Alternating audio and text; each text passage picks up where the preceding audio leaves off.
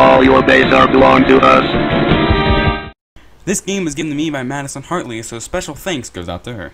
From the dawn of time, man has looked up to the stars and thought, you know, animals, I'd fuck them. Who wouldn't?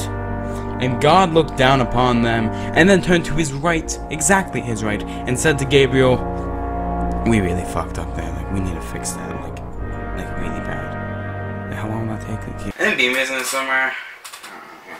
They made a game. I guess let's play it.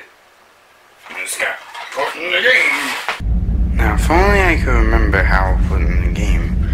Where's it going? I have many consoles. Oh, is it the GameCube maybe? That's a no for the GameCube. Maybe it's one. Oh, it's a done deal. It's the heater. That didn't work. Nintendo Switch. Happy sleepy Nintendo Switch. It's gonna be so stupid. It's the Famicom. Sweet Caroline. Good times. Back in the late 90s to the early 2000s, these CGI anime movies were literally everywhere. I mean, you couldn't turn a corner without seeing them. You'd be walking down the streets of New York, you turn to go to the local bread shop, and boom! Shrek 200, standing there, it's like, oi, get off my lawn, donkey!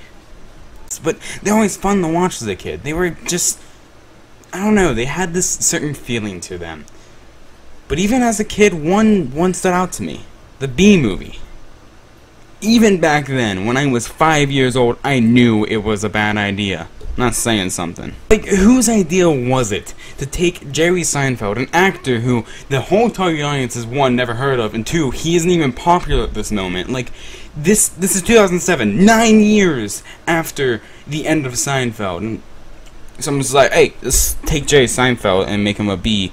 Oh, and then we can make him fall in love with a human woman who has a husband and stuff. You know, it makes sense to me. Why wouldn't you?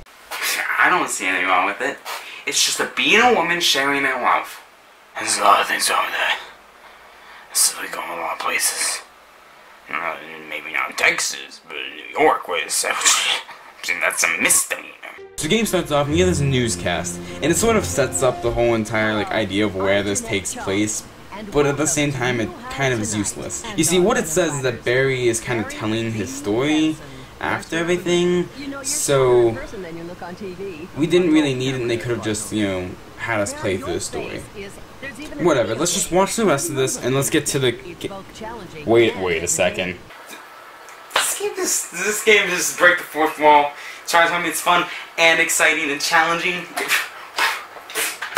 I don't need to play anymore, it's just 10 out of 10. I'm done. After that, we get another cutscene inside of Barry's house. He's getting ready to go leave for work or something. They don't really explain this well. But my god, the voice acting is horrible. Like, aren't these all the people from the movie? Here, just listen for yourself. Like, the dad is the worst of all of them. For the millionth time, Janet, I did not steal those Post-its. Like, seriously. How can you do this bad of voice acting? You don't even sound believable. I mean, I'm honestly thinking that you could have one of those like text-to-speech things do better voice acting than this guy. Let's move on. Okay, so now that the game's actually started, I can tell you what you have to do. So first you have to go to Hunex, which is apparently your workplace, and meet your friend there. And then you work a shift, which is basically one of those really stupid, you know, you move the cup around to catch the certain things. Don't catch the bad ones, you're gonna die then. So we can kind of skip that part. Then after that, you then go and find your friend again to get into a taxi. But then you just go and work for a taxi. And then after that, you go, or you're a race car driver. And none of this makes any fucking sense. And then, finally, after you're done being a race car driver, you then go and you become one of those people who get pollen here, because apparently not everyone goes and gets pollen. And I mean, at least it makes more sense than the other stuff. You know, here is where I really got excited. I actually thought that this could have been something really cool. You know, finally you're going to get to fly around, you know, that thing that the bees do, and collect pollen and stuff. It could be kind of cool for like a little mini game type thing. And I was sadly mistaken. This is one of those games where when you get hurt, you die or something, you don't feel like you messed up. You feel like the game was just too shitty for it to work. So after the whole pollen stage, you then are going back home, and now we're at a tennis court, and you have to move along with the arrows like this is frickin' Dragon's Lair. Can this game get any worse? Well, yes it can. You see, after the whole tennis stage, we then go, and now it's raining. And bees can't fly in rain, that's actually true. But you have to slow down time to get through the raindrops that are just flat images, which makes it way too hard to get through them.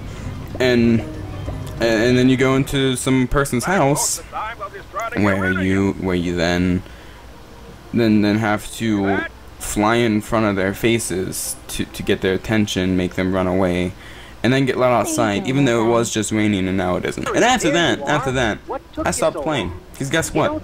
The rest of the game repeats. It's just those same levels with different things happening over and over and over and over and over. Well, you know what they say. By all laws of aviation, a bee couldn't fly. Until next time, I'm gonna take my coffee to go.